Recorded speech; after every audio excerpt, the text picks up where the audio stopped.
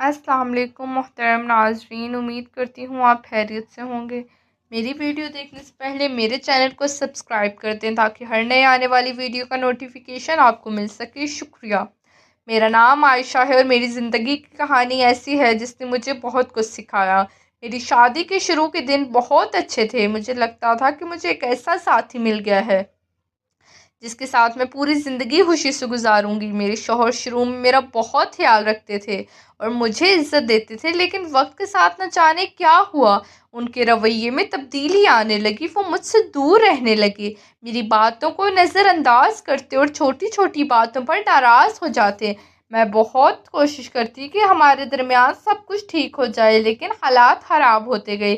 ایک دن میرے شوہر نے مجھے ایسی بات کہی جس نے میری پوری دنیا بدل دی۔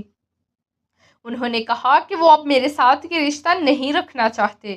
یہ سن کر میرے پاؤں تلے زمین نکل گئی۔ میں نے بہت رو کر انہیں سمجھانے کی کوشش کی کہ اگر مجھ سے کوئی غلطی ہوئی ہے تو بتائیں، ہم مل کر حل کر سکتے ہیں، لیکن انہوں نے میری ایک نہ سنی۔ کچھ دن بعد انہوں نے مجھے طلاق دے دی اور وہ مجھے اس گھر سے جانے کے لیے کہہ دیا۔ وہ گھر جسے میں نے اپنا سمجھا تھا وہی میرے لیے اجنبی ہو گیا۔ میں بے سہارا ہو کر دروازے پر کھڑی تھی۔ میرے پاس کوئی ایسا نہیں تھا جس کے پاس جا سکتی، اور نہ ہی کوئی ایسا سہارا تھا جو میرا ہاتھ پکڑ کر لیتا۔ میں سڑک پر چلتی رہی، یہی سوچ رہی تھی کہ اب میری زندگی کیسے گزرے گی۔ میں نے کبھی نہیں سوچا تھا کہ مجھے اتنی بڑی آزمائش کا سامنا کرنا پڑے گا۔ کچھ عرصے بعد مجھے معلوم ہوا کہ میرے سابق شوہر نے دوسری شادی کر لی ہے۔ یہ خبر سن کر میرے دل کو بہت صدمہ پہنچا، لیکن میں جانتی تھی کہ اب مجھے اپنی زندگی خود سنبھالنی ہوگی۔ میں نے کئی جگہ کام تلاش کیا، لیکن حالات بہت مشکل تھے۔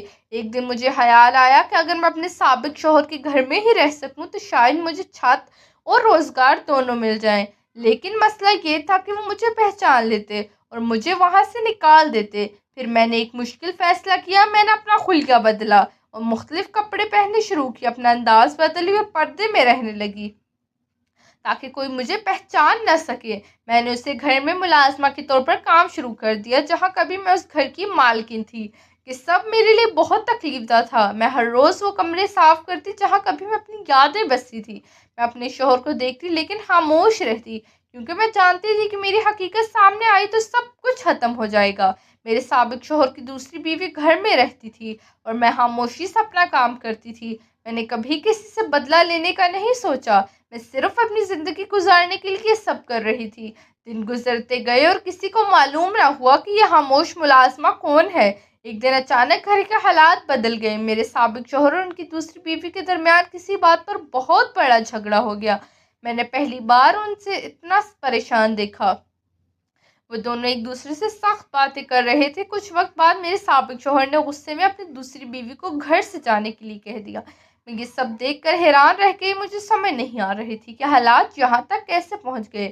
رات کو جب سب خاموش ہو گیا تو میں اپنے کمرے میں بیٹھی سوچ رہی تھی کہ میری زندگی نے کتنے عجیب موڑ دیکھے ہیں۔ اچانک دروازہ کھلا اور میرے سابق شوہر اندر آئے۔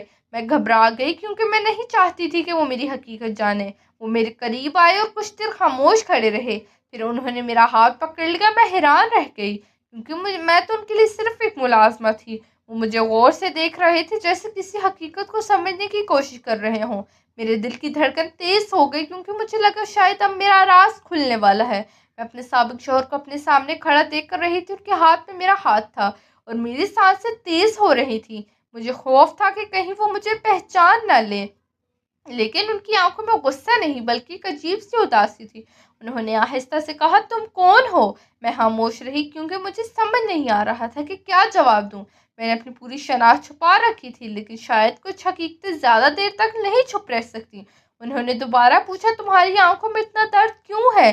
تمہاری باتوں میں وہی احساس کیوں ہے جو کبھی میری بیوی کی باتوں میں تھا؟ یہ سن کر میرا دل زور سے دھڑکنے لگا۔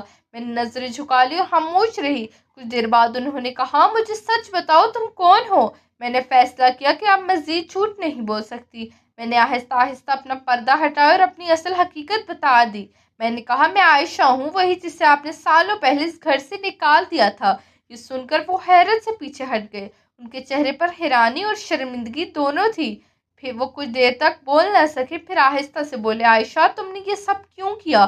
میں نے انہیں بتایا کہ میرے پاس کوئی سہارا نہیں تھا۔ मेरे पास रहने की जगह नहीं थी, इसलिए मैंने अपनी शनाख्त छुपा कर इसी घर में काम शुरू कर दिया, जहाँ कभी मैं इज्जत के साथ रहती थी। ये सुनकर उनकी आंखों में आंसू आ गए। उन्होंने कहा, मैंने तुम्हारे साथ बहुत जुल्म किया। मैंने तुम्हारी कदर इस वक्त नहीं की जब तुम मेरे साथ थी। मैं खामोशी से उनकी बात सुनती रही, क्योंकि मेरे दिल में पुराने जख्म अभी भी मौजूद थे। उन्होंने बताया कि दूसरी शादी के बाद उन्हें एहसास हुआ कि इंसान को सिर्फ ज़ाहरी चीज़ों या वक्ती जज्बात की बुनियाद पर फैसले नहीं करने चाहिए। उनकी दूसरी शादी भी नाकाम हो गई, क्योंकि रिश्ता सिर्फ खूबसूरती या ख्वाहिश से नहीं होता, बल्कि एतमाद, मोहब्बत और एहतराम से चलता है। उन्होंने कहा, जब मैंने तुम्हें मुलाजमा के रूप में देखा तो मुझे हमेशा लगा तुम्हारी शख्सियत में कुछ खास है, लेकिन मैं समझ नहीं पाया कि तुम कौन हो। मैंने उनसे कहा कि कुछ जख्म वक्त के साथ भर जाते हैं, लेकिन उनके निशान हमेशा रहते हैं। मैंने अपनी ज़िंदगी में बहुत कुछ सहा, लेकिन उस सब ने मुझे मजबूत बना दिया था। अब मैं वो आयशा नहीं थी जो हर बात पर टूट जाती थी। मैं अपने कदमों पर खड़ी होना चाहती थी। मेरे साबिक शौहर ने मुझसे माफ़ी मांगी और कहा कि अगर मुमकिन हो तो मुझे माफ़ कर दो। मैंने सोचा कि माफ़ करना मेरे दिल के सुकून के लिए ज़रूरी है, लेकिन मैं ये भी जानती थी कि ज़िंदगी को दोबारा वहीं से शुरू करना आसान नहीं था। मैंने फ़ैसला किया कि मैं अपनी इज्जत और खुददारी के साथ आगे बढ़ूंगी। कुछ दिन बाद मैंने उस घर को छोड़ दिया, क्योंकि अब मुझे किसी के सहारे की ज़रूरत नहीं थी। मैंने अपनी मेहनत से एक नई ज़िंदगी शुरू की। वक्त के साथ मुझे एक अच्छा मुकाम मिला, और मैंने सीखा कि इंसान की असल ताकत मुश्किल वक्त में सामने आती है। आज जब मैं अपनी ज़िंदगी को देखती हूँ तो मुझे एहसास होता है कि कभी कभी अल्लाह हमें ऐसे रास्तों से गुजारता है जो हमें तोड़ने के लिए नहीं, बल्कि मजबूत बनाने के लिए होते हैं। मेरी कहानी का सबक यही है कि किसी इंसान की कदर उस वक्त ना करें जब वो आपके पास हो, बल्कि उसकी मौजूदगी को नेमत समझें, क्योंकि वक्त बदलने में देर नहीं लगती, और जो लोग खामोशी से तकलीफ बर्दाश्त करते हैं वो एक दिन अपनी ताकत बन जाते हैं।